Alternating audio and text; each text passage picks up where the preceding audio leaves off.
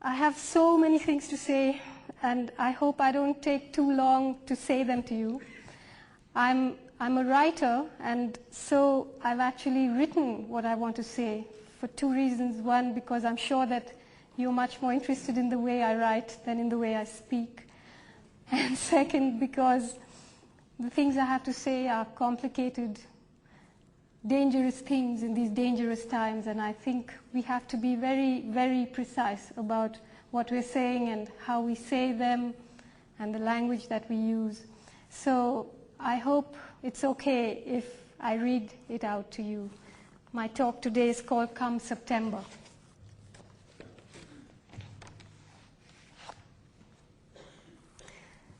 Writers imagine that they cull stories from the world. I'm beginning to believe that vanity makes them think so, that it's actually the other way around. Stories cull writers from the world. Stories reveal themselves to us, the public narrative, the private narrative. They colonize us, they commission us, they insist on being told. Fiction and non-fiction are only different techniques of storytelling. For reasons that I don't fully understand, fiction dances out of me, and non-fiction is wrenched out by the aching, broken world I wake up to every morning. The theme of much of what I write, fiction as well as non-fiction, is the relationship between power and powerlessness, and the endless circular conflict they're engaged in. John Berger, that most wonderful writer, once wrote, "Never again will a single story be told as though it's the only one." There can never be a single story. There are only ways of seeing. So when I tell a story, I tell it not as an ideologue who wants to pit one absolutist ideology against another, but as a storyteller who wants to share her way of seeing. Though it might appear otherwise, my writing is not really about nations and histories. It's about power, about the paranoia and ruthlessness of power, about the physics of power.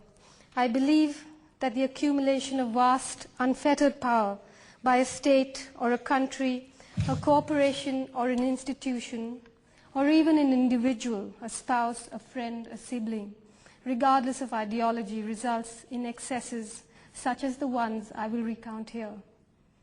Living as I do, as millions of us do, in the shadow of the nuclear holocaust that the governments of India and Pakistan keep promising their brainwashed citizenry, and in the global neighborhood of the war against terror, what President Bush rather biblically calls the task that never ends.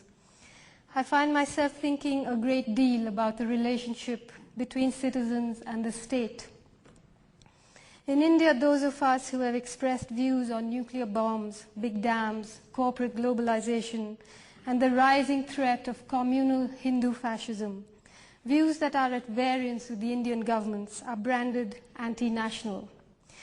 While this accusation doesn't fill me with indignation, it's not an accurate description of what I do or how I think. Because an anti-national is a person who is against his or her own nation and by inference is pro some other one. But it isn't necessary to be anti-national to be deeply suspicious of all nationalism, to be anti-nationalism. Nationalism of one kind or another was the cause of most of the genocide of the 20th century.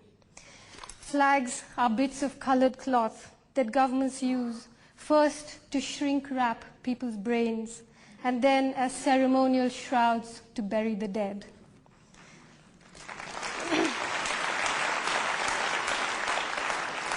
When independent thinking people, and here I do not include the corporate media, begin to rally under flags, when writers, painters, musicians, filmmakers suspend their judgment and blindly yoke their art to the service of the nation, it's time for all of us to sit up and worry.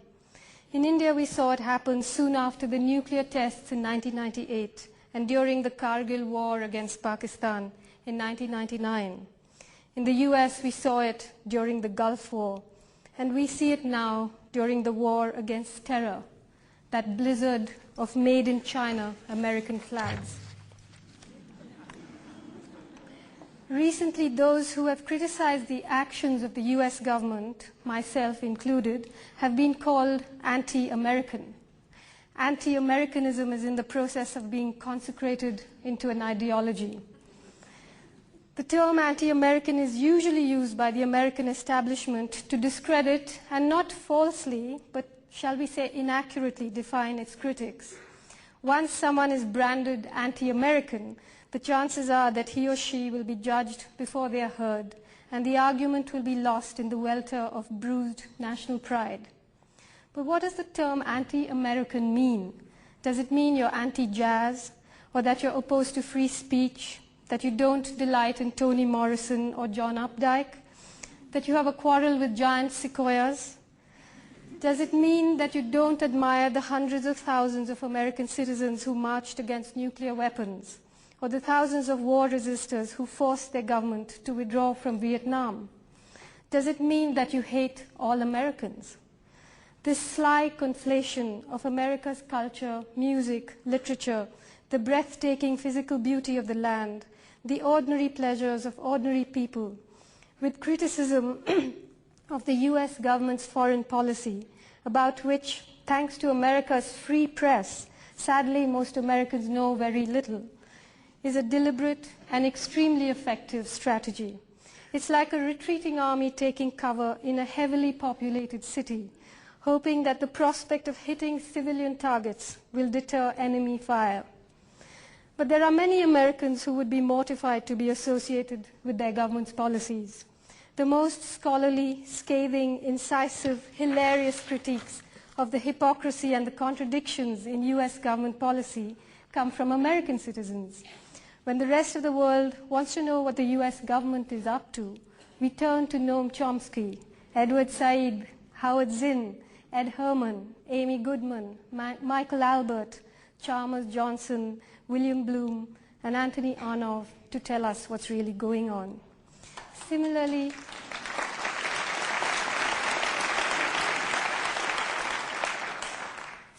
in India, not hundreds but millions of us would be ashamed and offended if we were in any way implicated with the present Indian government's fascist policies, which, apart from the perpetration of state terrorism in the Valley of Kashmir in the name of fighting terrorism, have also turned a blind eye to the recent state-supervised pogrom against Muslims in Gujarat.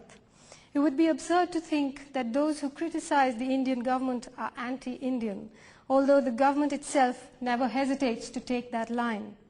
It is dangerous to cede to the Indian government or the American government, or anyone for that matter, the right to define what India or America are or ought to be.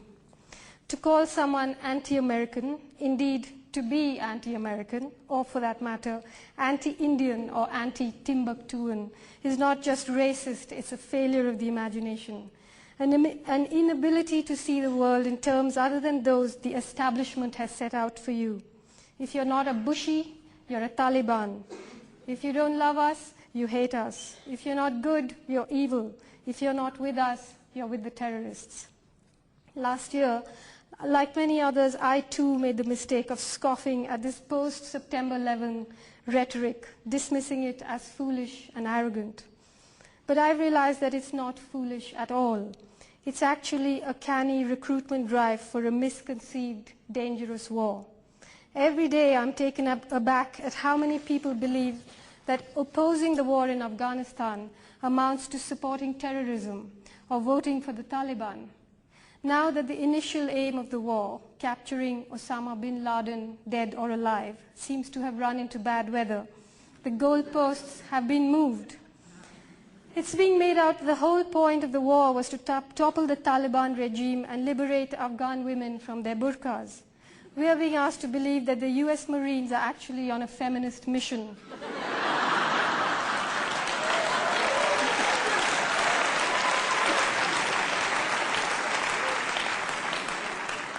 If so, will their next stop be America's military ally, Saudi Arabia?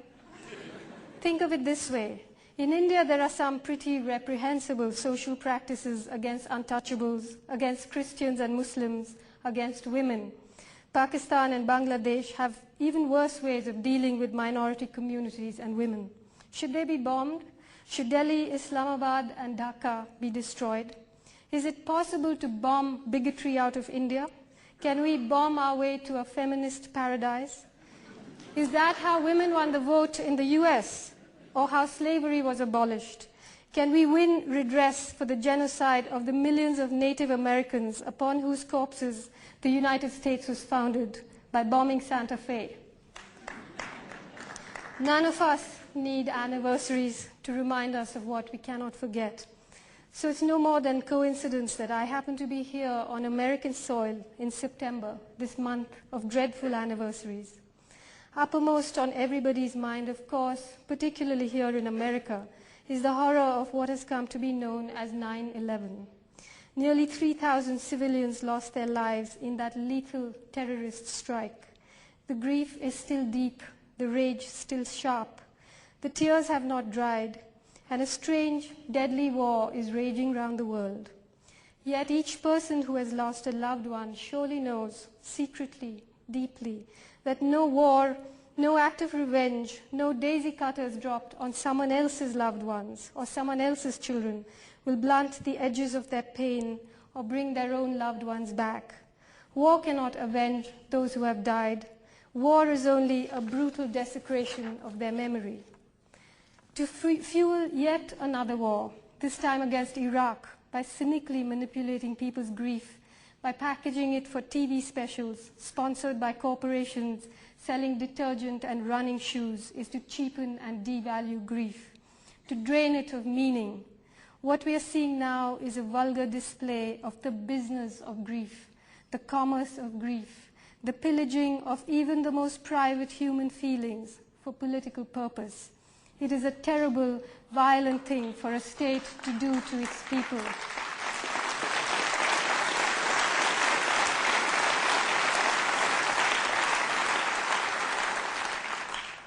It's not a clever enough subject to speak of from a public platform, but what I would really love to talk to you about is loss.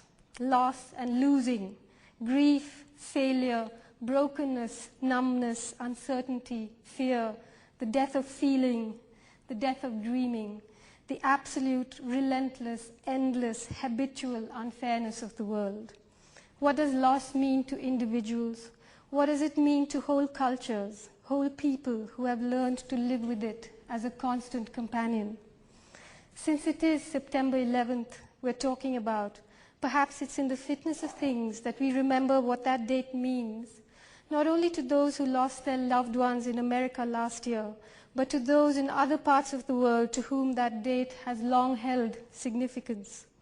This historical dredging is not offered as an accusation or a provocation, but just to share the grief of history, to thin the mist a little, to say to the citizens of America in the gentlest, most human way, welcome to the world.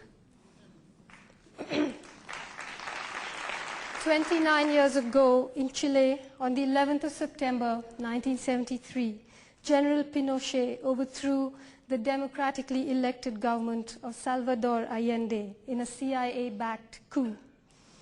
Chile should not be allowed to go Marxist just because its people are irresponsible, said Henry Kissinger, Nobel Peace Laureate, then the US Secretary of State.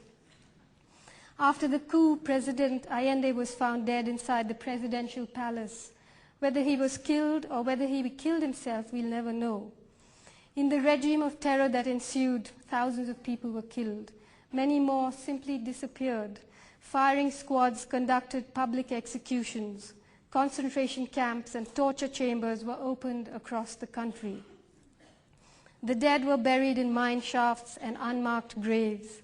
For 17 years, the people of Chile lived in dread of the midnight knock, of routine disappearances, of sudden arrest and torture. Chileans tell the story of how the musician Victor Jara had his hands cut off in front of a crowd in the Santiago Stadium. Before they shot him, Pinochet's soldiers threw his guitar at him and mockingly asked him to play. In 1999, following the arrest of General Pinochet in Britain, Thousands of secret documents were declassified by the US government. They contain unequivocal evidence of the CIA's involvement in the coup, as well as the fact that the US government had detailed information about the situation in Chile during General Pinochet's reign. Yet Kissinger assured the general of his support. In the United States, as you know, we are sympathetic to what you're trying to do, he said. We wish your government well. Those of us who have only ever known life in a democracy, however flawed, would find it hard to imagine what living in a dictatorship and enduring the absolute loss of freedom means. It isn't just those who Pinochet murdered, but the lives he stole from the living that must be accounted for too. Sadly, Chile was not the only country in South America to be singled out for the US government's attentions.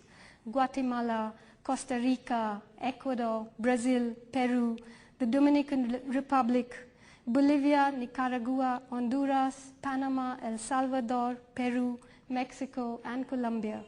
They've all been the playground for covert and overt operations by the CIA.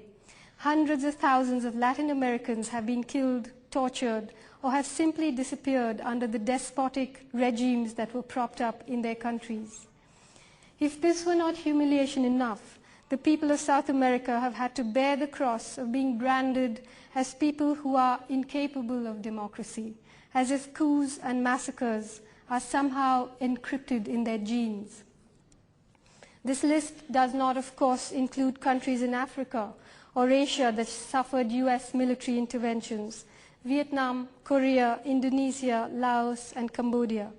For how many Septembers for decades together have millions of Asian people been bombed and burned and slaughtered? How many Septembers have gone by since August 1945, when hundreds of thousands of ordinary Japanese people were obliterated by the nuclear strikes in Hiroshima and Nagasaki? For how many Septembers have the thousands who had the misfortune of surviving those strikes endured the living hell that was visited on them, their unborn children, their children's children, on the earth, the sky, the water, the wind, and all the creatures that swim and walk and crawl and fly? Not far from here in Albuquerque is the National Atomic Museum, where Fat Man and Little Boy, the affectionate nicknames for bombs that were dropped on Hiroshima and Nagasaki, were available as souvenir earrings. Funky young people wore them, a massacre dangling in each ear. But I'm straying from my theme. It's September that we're talking about, not August. September 11th has a tragic resonance in the Middle East too. On the 11th of September 1922, ignoring Arab outrage, the British government proclaimed a mandate in Palestine, a follow-up to the 1917 Balfour Declaration, which Imperial Britain issued with its army massed outside the gates of Gaza. The Balfour Declaration promised European Zionists a national home for Jewish people. At the time, the empire on which the sun never set was free to snatch and bequeath national homes like a school bully distributes marbles. How carelessly imperial power vivisected ancient civilizations. Palestine and Kashmir are Imperial Britain's festering, blood-drenched gifts to the modern world. Both are fault lines in the raging international conflicts of today.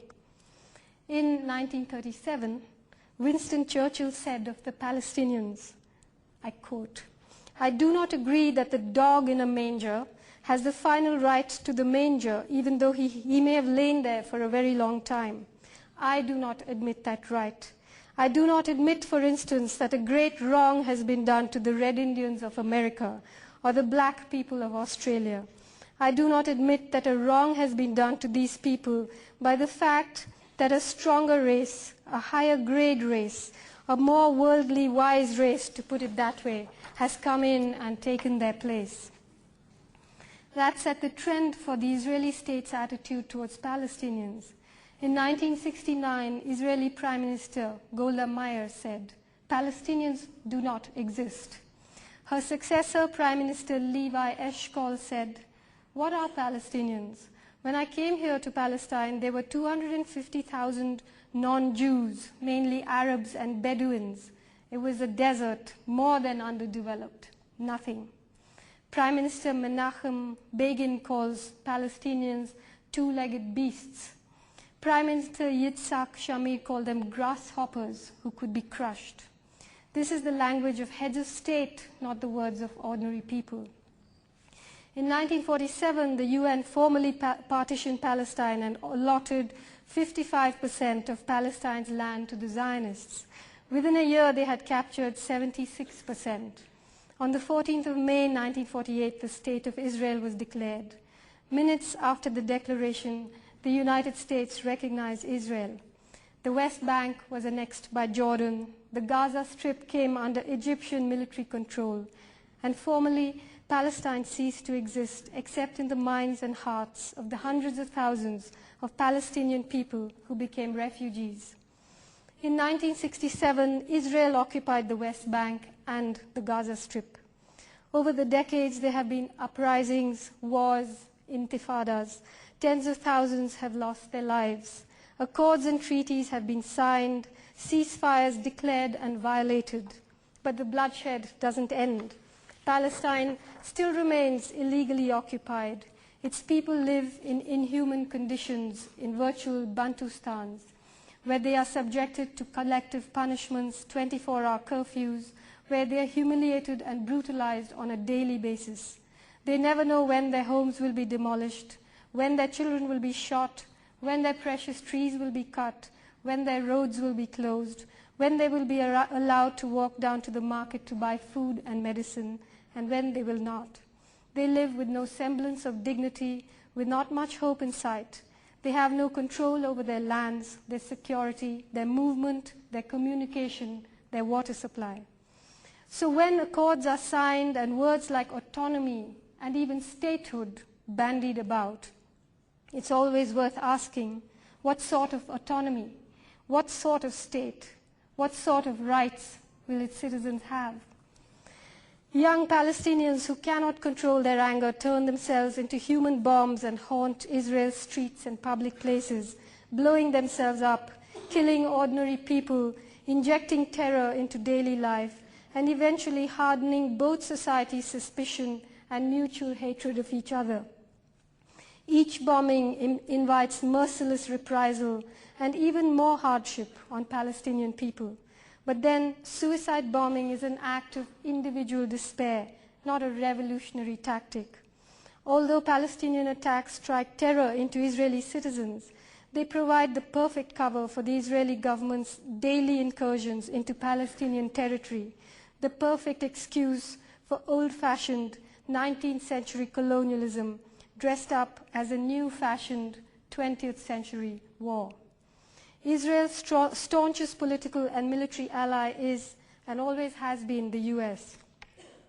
The US government has blocked, along with Israel, almost every UN resolution that sought a peaceful, equitable solution to the conflict.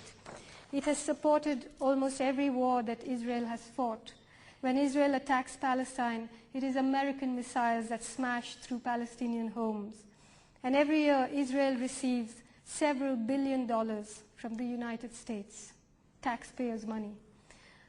What lessons should we draw from this tragic conflict? Is it really impossible for Jewish people who suffered so cruelly themselves, more cruelly perhaps than any other people in history, to understand the vulnerability and the yearning of those whom they have displaced? Does extreme suffering always kindle cruelty? What hope does this leave the human race with? What will happen to the Palestinian people in the event of a victory?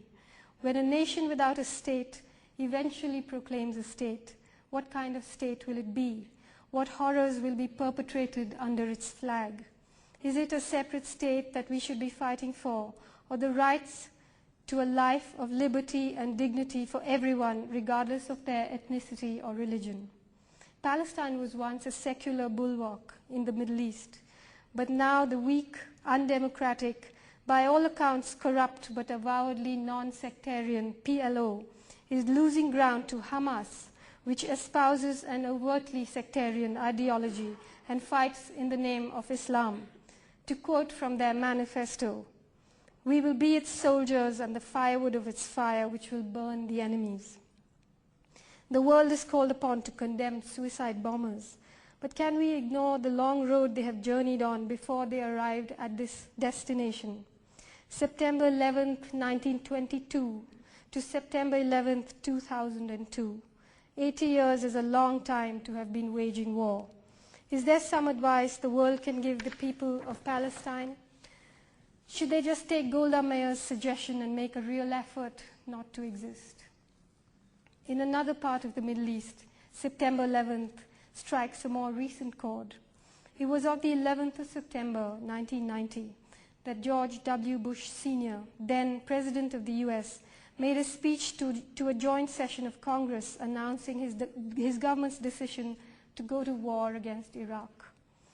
The US government says that Saddam Hussein is a war criminal, a cruel military despot who has committed genocide against his own people. That's a fairly accurate description of the man. In 1988, Saddam Hussein razed hundreds of villages in northern Iraq and used chemical weapons and machine guns to kill thousands of Kurdish people. Today we know that that same year, the US government provided him with $500 million in subsidies to buy American farm products. The next year, after he had successfully completed his genocidal campaign, the US government doubled its subsidy to $1 billion. It also provided him with high-quality germ seed for anthrax and helicopters and dual-use material that could be used to manufacture chemical and biological weapons. So it turns out that while Saddam Hussein was carrying out his worst atrocities, the US and the UK governments were his close allies. So what changed? In 1990, Saddam Hussein invaded Kuwait. His sin was not so much that he had committed an act of war, but that he had acted independently without orders from his master. This display of independence was enough to upset the power equation in the Gulf. So it was decided that Saddam Hussein be exterminated like a pet that has outlived its owner's affection. The first Allied attack on Iraq took place in January 91. The world watched the primetime war as it was played out on TV. In India those days, you had to go to a five-star hotel lobby to watch CNN. Tens of thousands of people were killed in a month of devastating bombing. What many do not know is that the war never ended then. The initial fury simmered down into the longest sustained air attack on a country since the Vietnam War. Over the last decade, American and British forces have fired thousands of missiles and bombs on Iraq. In the decade of economic sanctions that followed the war, Iraqi civilians have been denied food, medicine, hospital equipment, ambulances, clean water, the basic essentials. About 500,000 Iraqi children have died as a result of the sanctions. Of them, Madeleine Albright, then US ambassador to the United Nations, famously said, "It's a very hard choice, but we think the price is worth it." Moral equivalence was the term that was used to denounce those of us who criticized the war on Afghanistan. Madeleine Albright cannot be accused of moral equivalence. What she said was just straightforward algebra. A decade of bombing has not managed to dislodge Saddam Hussein, the beast of Baghdad. Now, almost 12 years on, President George Bush Jr. has ratcheted up the rhetoric once again. He's proposing an all-out war whose goal is nothing short of a regime change. The New York Times says that the Bush administration is, quote, following a meticulously planned strategy to persuade the public, the Congress, and the allies of the need to confront the threat of Saddam Hussein. Andrew H. Card Jr., the White House Chief of Staff, described how the administration was stepping up its war plans for the fall. And I quote, "From a marketing point of view," he said, "you don't introduce new products in August." This time, the catchphrase for Washington's new product is not the plight of Kuwaiti people, but the assertion that Iraq has weapons of mass destruction. Forget the feckless moralizing of peace lobbies, wrote Richard Pearl, a former advisor to President Bush, "We need to get him before he gets us." Status of Iraq's weapons of mass destruction. And many have said clearly that its arsenal has been dismantled and that it does not have the capacity to build one. However, there is no confusion over the extent and range of America's arsenal of nuclear and chemical weapons. Would the US government welcome weapons inspectors? Would the UK or Israel? What if Iraq does have a nuclear weapon? Does that justify a preemptive US strike? The US has the largest arsenal of nuclear weapons in the world, and it's the only country in the world to have actually used them on civilian populations. If the US is justified in launching a preemptive strike on Iraq, why then any nuclear power is justified in carrying out a preemptive strike on any other? India could attack Pakistan or the other way around. If the US government develops a distaste for, say, the Indian Prime Minister, can it just take him out with a preemptive strike? Recently, the United States played an important part in forcing India and Pakistan back from the brink of war. Is it so hard for it to take its own advice?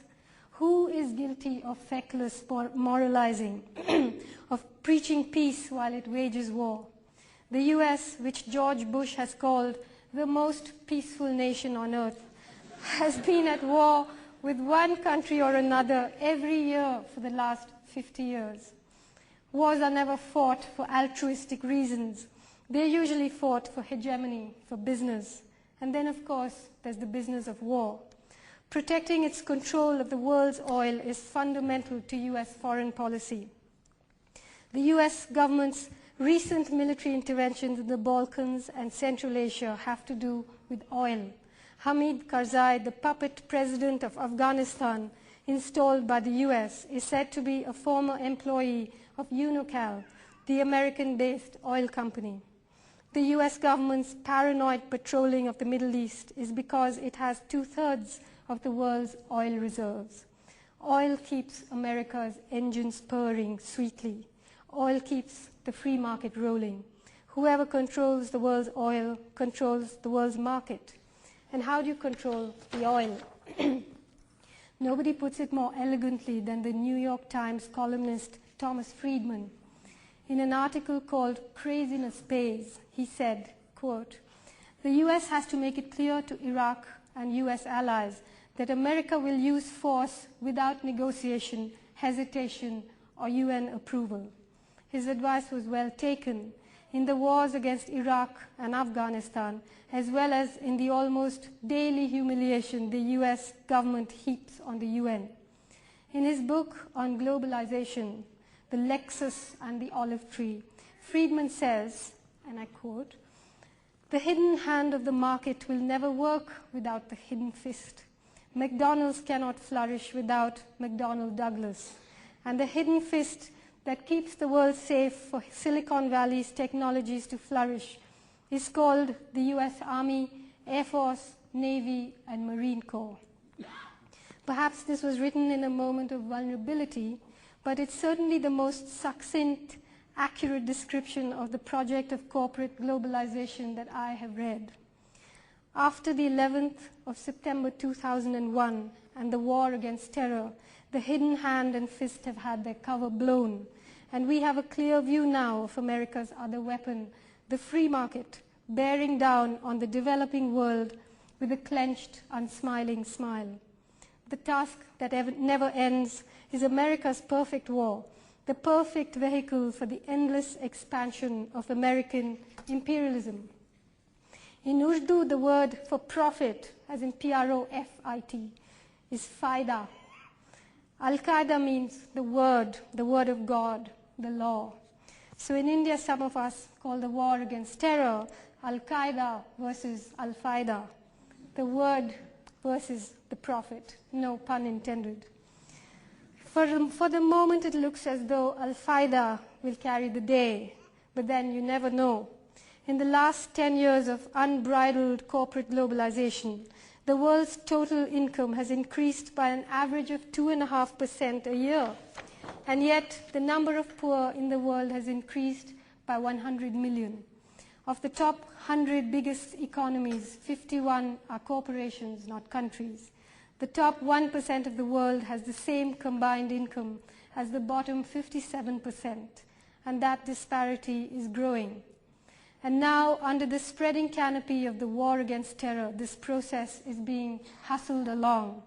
The men in suits are in an unseemly hurry, while bombs rain down on us and cruise missiles skid across the skies, while nuclear weapons are stockpiled to make the world a safer place. Contracts are being signed, patents are being registered, oil pipelines are being laid, natural resources are being plundered, water is being privatized, and democracies are being undermined. In a country like India, the structural adjustment end of the corporate globalization project is ripping through people's lives. Development projects, massive privatization, and labor reforms are pushing people off their lands and out of their jobs, resulting in a kind of barbaric dispossession that has few parallels in history. Across the world, as the free market brazenly protects Western markets and forces developing countries to lift their trade barriers, the poor are getting poorer and the rich richer. Civil unrest has begun to erupt in the global village. In countries like Argentina, Brazil, Mexico, Bolivia, and India, the resistance movements against corporate globalization are growing. To contain them, governments are tightening their control. Protesters are being labeled terrorists and then being dealt with as such. But civil unrest does not only mean marches and demonstrations and protests against globalization. Unfortunately, it also means a desperate downward spiral into crime and chaos and all kinds of despair and disillusionment, which, as we know from history and from what we see unspooling before our eyes, gradually becomes a fertile breeding ground for terrible things: cultural nationalism, religious bigotry, fascism, and, of course, terrorism. All these march arm in arm with corporate globalization. There is a notion gaining credence that the free market breaks down national barriers and that corporate globalization's ultimate destination is a hippie paradise where the heart is the only passport and we all live happily together inside a John Lennon song. Imagine there's no country. But this is a canard. What the free market undermines is not national sovereignty, but democracy. As the disparity between the rich and poor grows, the hidden fist has its work cut out for it. Multinational corporations on the prowl for sweetheart deals that yield enormous profits cannot push through those deals and administer those projects in developing countries without the active connivance of state machinery, the police, the courts, sometimes even the army. Today, corporate globalization needs an international confederation of loyal, corrupt, preferably authoritarian governments in poorer countries to push through unpopular reforms and quell the mutinies. It needs a press that pretends to be free. It needs courts that pretend to dispense justice. It needs nuclear bombs, standing armies, sterner immigration laws, and watchful coastal patrols to make sure that it's only money, goods, patents, and services that are being globalized, not the free movement of people, not a respect for human rights, not international treaties on racial discrimination or chemical and nuclear weapons or greenhouse gas emissions, climate change, or, God forbid, justice. It's as though even a gesture towards international accountability would wreck the whole enterprise. Close to 1 year after the war against terror was officially flagged off in the ruins of Afghanistan, in country after country, freedoms are being curtailed in the name of protecting freedom. Civil liberties are being suspended in the name of protecting democracy. All kinds of dissent is being defined as terrorism. All kinds of laws are being passed to deal with it. Osama bin Laden seems to have vanished into thin air. Mullah Omar is supposed to have made his escape on a motorbike. They could have sent Tintin after him. The Taliban may have disappeared, but their spirit at their system of summary justice is surfacing in the unlikeliest of places, in India, in Pakistan, in Nigeria, in America, in all the Central Asian republics run by all manner of despots, and of course in Afghanistan under the US-backed Northern Alliance. Meanwhile, down at the mall there's a mid-season sale. Everything's discounted: oceans, rivers, oil, gene pools, fig wasps, flowers, childhoods, aluminium factories, phone companies, wisdom, wilderness, civil rights, ecosystems, air, all 4,600 million years of evolution. It's packed, sealed, tagged, valued, and available off the rack. No returns. As for justice, I'm told it's on offer too. You can get the best that money can buy. Donald Rumsfeld said that his mission in the war against terror was to persuade the world that Americans must be allowed to continue their way of life. When the maddened king stamps his foot, slaves tremble in their quarters. So standing here today, it's hard for me to say this, but the American way of life is simply not sustainable because it doesn't acknowledge that there is a world beyond America.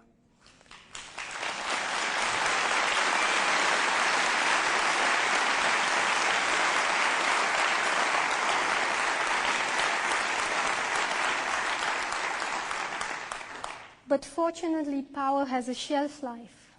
When the time comes, maybe this mighty empire will, like others before it, overreach itself and implode from within. It looks as though structural cracks have already appeared. As the war against terror casts its net wider and wider, America's corporate heart is hemorrhaging. For all the endless, empty chatter about democracy, today the world is run by three of the most secretive institutions in the world: the International Monetary Fund, the World Bank, and the World Trade Organization, all three of which in turn are dominated by the US. Their decisions are made in secret. The people who head them are appointed behind closed doors.